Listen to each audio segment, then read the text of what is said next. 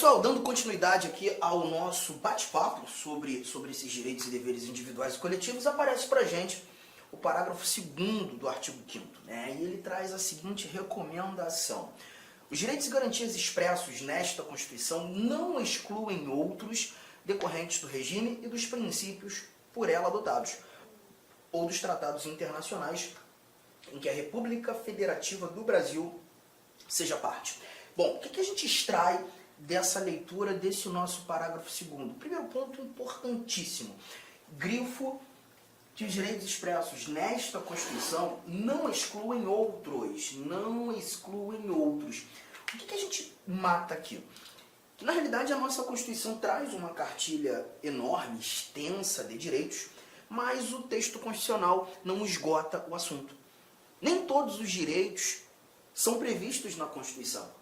Obviamente, a Constituição traz muitos direitos, mas não traz todos os direitos. Essa é a recomendação principal que a gente tira daqui.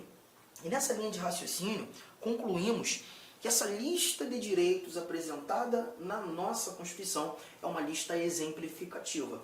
Não devemos entender a lista como uma lista taxativa, ou em algumas provas, assim examinadores apontam, uma lista exaustiva, ou até mesmo quando num perfil, né, mais criterioso, questões num campo, uma complexidade maior, uma lista de números clausos. Não, nada disso. Não é taxativa, não é exaustiva, não é uma lista de números clausos. Anotei. A nossa lista de direitos é uma lista exemplificativa. Lista exemplificativa de direitos.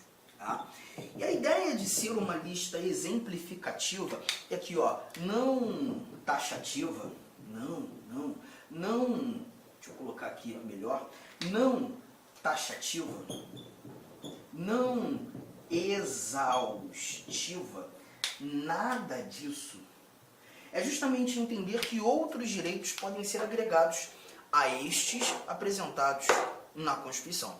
Interessante que na leitura, na complementação da leitura, o Constituinte diz que os direitos e garantias expressos nesta Constituição, eles não excluem outros decorrentes do regime e dos princípios por ela adotados. Obviamente, o Constituinte, quando desenhou a nossa Constituição, quando formulou essa literatura constitucional, o Constituinte apresenta para a gente, né, um regime democrático, garantidor de liberdades, e a gente falou muito sobre democracia, né, a nossa democracia participativa, a nossa democracia representativa, quando estudando os princípios fundamentais.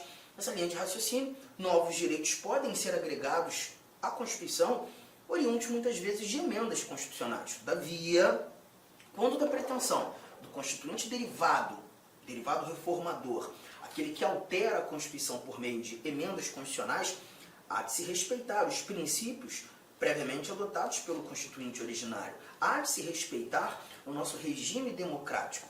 Então a ideia é, novos direitos podem chegar por meio de emendas constitucionais. Um bom exemplo está aqui, se eu voltar aqui o nosso slide, eu tenho um inciso 79. E nesse inciso 79, nós temos, e é assegurado nos termos da lei, o direito à proteção dos dados pessoais, inclusive nos meios digitais.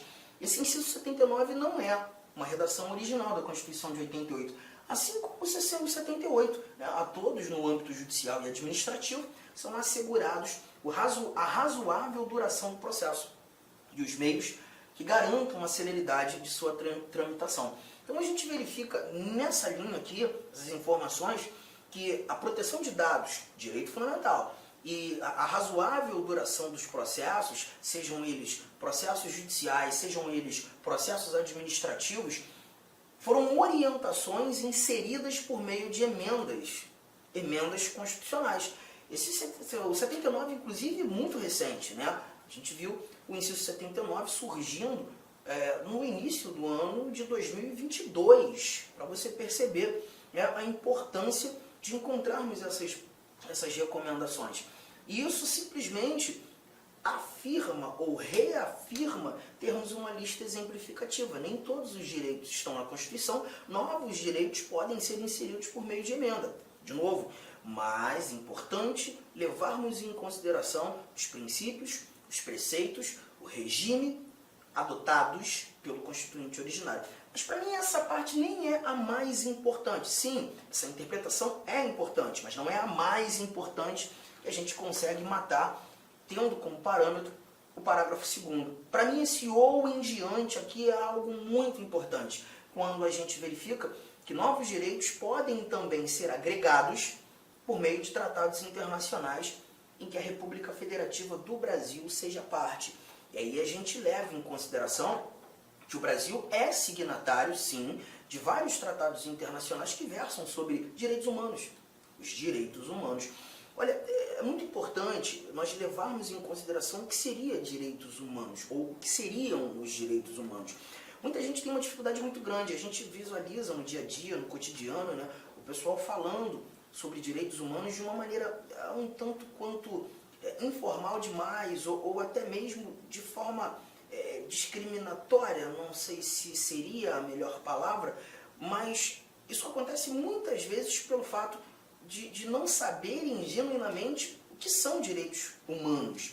E aí a gente lembra de uma coisa, quando nós estudamos princípios fundamentais, o primeiro título da Constituição, quando nós conversávamos sobre os fundamentos da República Federativa do Brasil, aqueles 5 incisos que estão no artigo 1º, o terceiro fundamento da República Federativa do Brasil, a dignidade da pessoa humana. Eu aproveito esse momento justamente para trazer a primeira anotação que entra em seu caderno. O princípio da dignidade da pessoa humana, nós já havíamos falado isso, é o princípio basilar dos direitos fundamentais. É o princípio basilar dos direitos fundamentais. E quando nós falamos desses direitos fundamentais, aparece a dignidade da pessoa humana.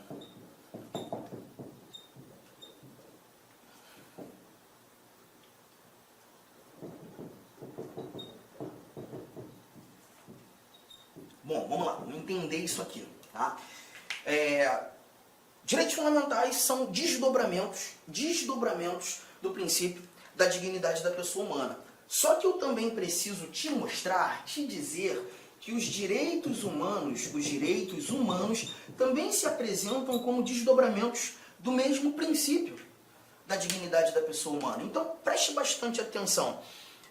Vou ter que trazer um exemplo, né, de um ato internacional muito importante nessa conjugação. Por exemplo, quando nós falamos... Oi, alô? Ah, então beleza. Tá, show de bola. Obrigado, irmão. Valeu.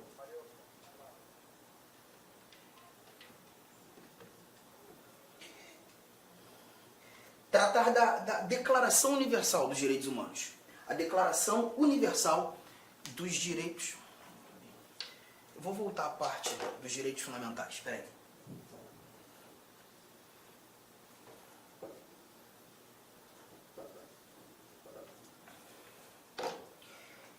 E tendo como parâmetro os direitos fundamentais, fazendo esse link, a dignidade da pessoa humana, qual é a relação? Direitos fundamentais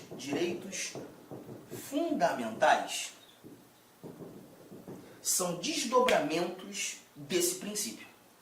Tudo bem? Até aqui?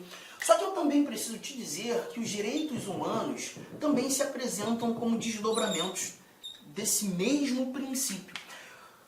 Eu vou ter que trazer um exemplo de um ato internacional muito importante no nosso cotidiano, né, que é a chamada Declaração Universal dos Direitos Humanos. Essa Declaração Universal dos Direitos Humanos foi o primeiro ato internacional sobre essa ramificação de direitos humanos, um ato que buscou efetivamente internacionalizar direitos humanos. Esse ato nasce 3 anos após a criação da ONU, pela Assembleia Geral das Nações Unidas, precisamente no dia 10 de dezembro de 1948, em Paris. E ali a gente encontra 30 artigos nessa Declaração Universal dos Direitos Humanos. 30 artigos. Bom, vamos lá, vamos entender isso aqui. Dentre os artigos nós temos liberdade de locomoção, nós temos liberdade de credo religioso, vedação à tortura, falamos sobre remédios constitucionais, temos informações sobre direito de propriedade, sobre direito de nacionalidade, fala sobre educação, fala sobre direitos políticos. Então você percebe que na conjuntura da Declaração Universal dos Direitos Humanos, os exemplos que eu citei aqui são exemplos que também encontramos na Constituição, na nossa Constituição de 1988. Aí alguém poderia dizer, então você está querendo me dizer que a Declaração Universal dos Direitos Humanos teve como parâmetro os direitos fundamentais apresentados na nossa Constituição? Não, no contrário. Os direitos fundamentais traduzidos no nosso texto constitucional, que na realidade tiveram como parâmetro a Declaração Universal dos Direitos Humanos e alguns outros tratados internacionais que versam sobre a matéria. Perceba, tratam do mesmo conteúdo, ambos desdobramentos do mesmo princípio, o princípio da dignidade da pessoa humana. Então não há diferença? Há diferença, mas a diferença não está no conteúdo, na matéria. A diferença, ela está na aplicabilidade, porque quando tratando dos direitos fundamentais, nós verificamos aplicabilidade nacional. Aplicabilidade nacional. Os direitos fundamentais são apresentados em constituições e terão aplicabilidade no território daquele determinado Estado soberano. Os direitos humanos, por sua vez, já apresentam para a gente aplicabilidade universal. Então a gente está verificando aqui facilmente que nós temos na realidade desdobramentos do mesmo princípio, mas com aplicabilidades distintas. É por isso que tratados internacionais versando sobre direitos humanos podem agregar valor aos direitos fundamentais apresentados na nossa Constituição. Isso mais uma vez, ratifica a ideia que a nossa lista de direitos prevista na nossa Constituição não é uma lista taxativa, não é uma lista fechada, não é uma lista exaustiva, é uma lista aberta, é uma lista exemplificativa. Bom, fizemos essa correlação, né? E aí me aparece o parágrafo 3º do nosso artigo 5º. Queria que você anotasse essas informações são extremamente importantes para todos nós, só que o parágrafo 3º vem e traz mais alguns valores sobre esses mesmos tratados internacionais sobre direitos humanos. Olha o que nós encontramos aqui. Parágrafo 3º. Os tratados e convenções internacionais sobre direitos humanos que forem aprovados em cada casa do Congresso Nacional, 2 turnos, 3/5 dos votos dos respectivos membros serão equivalentes às emendas constitucionais. Perceba que o parágrafo 3º, ele traz para a gente os tratados internacionais tendo que passar por uma aprovação, por uma confirmação do nosso Congresso Nacional. Bom, nitidamente, na interpretação, nós verificamos que os tratados internacionais eles não são criados pelo nosso legislador, pelo nosso poder legislativo, mas eles devem ser confirmados pelo nosso legislador, pelo nosso poder legislativo. Aí eu te lembro um detalhe, não faz parte desse conteúdo nesse momento, mas quando nós estudamos as competências do Presidente da República, artigo 84, inciso 8º, nós encontramos que compete privativamente ao Presidente da República celebrar tratados e convenções internacionais, presidente agindo como chefe de Estado, representando a soberania da República Federativa do Brasil, sujeitos a referendo do Congresso Nacional. E aí a gente vem mais uma vez para o quadro para fazer mais uma anotação. Essa anotação aqui, ó, as equiparações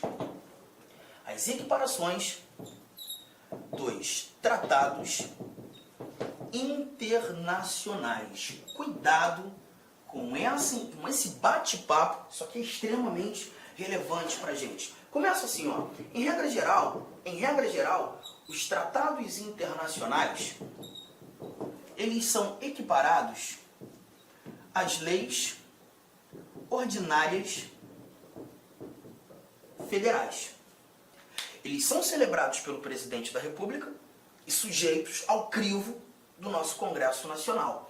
E quando falo crivo do Congresso Nacional, esse tratado internacional que tem força de lei, uma norma infraconstitucional, ato normativo que está abaixo da Constituição, devem passar pelas duas casas do Congresso Nacional, Câmara dos Deputados, Senado Federal, as duas casas do Congresso, a exigência de um único turno de aprovação e a maioria mais fácil que tem, a maioria simples, que é aquela maioria que a gente costuma dizer metade mais um daqueles que estão presentes naquela determinada sessão de deliberação, aquela determinada sessão de votação, tá? É engraçado, eu tinha estudado isso de uma outra forma. Eu tinha estudado isso aqui, duas casas, 2 turnos, 3/5. Não é isso? Calma, por enquanto, ainda não. Porque a gente está tratando dos tratados internacionais que têm força de lei. Esse tratado ou essa equiparação é a equiparação regra, tá? Quando a gente vai lá para o parágrafo 3º... Olá, meus amigos, minhas amigas. Inicialmente eu peço licença a vocês, pois interrompi os seus estudos. Mas essa videoaula é uma videoaula demonstrativa para você conhecer o nosso curso aqui da La Concursos. É um curso 100% focado no concurso da Universidade Federal do Rio de Janeiro para o cargo de assistente em administração. Cara, um curso muito competitivo que eu tenho certeza absoluta. Se você seguir as nossas orientações pedagógicas, se você assistir as nossas videoaulas, prestar bastante atenção, você vai ter reais chances de aprovação. O que você estuda vai ser aquilo que vai ser cobrado na prova. Professor, quanto custa, professor, o restante dessa videoaula e muito mais, né? Você apenas R$ 39,90, R$ 39,90 você vai ter esse curso aí, que vai ser um divisor de águas, né, para o cargo de assistente em administração, de acordo com o edital 491. Dá tempo de estudar? Sim. Curso 100% EAD, nós temos uma metodologia, o nosso site não joga somente as aulas para vocês, nós orientamos que os alunos estudam via o Personal Coach, que é o cronograma na qual eu produzo esse cronograma para vocês. Pessoalmente, eu faço aqui o pedagógico da La Concurso para fazer a diferença. Bacana? Gostou? Tem um link aqui embaixo. Clique nesse link, venha estudar com a gente para o concurso da Universidade Federal do Rio de Janeiro. Forte abraço, fique com Deus. Tchau, tchau.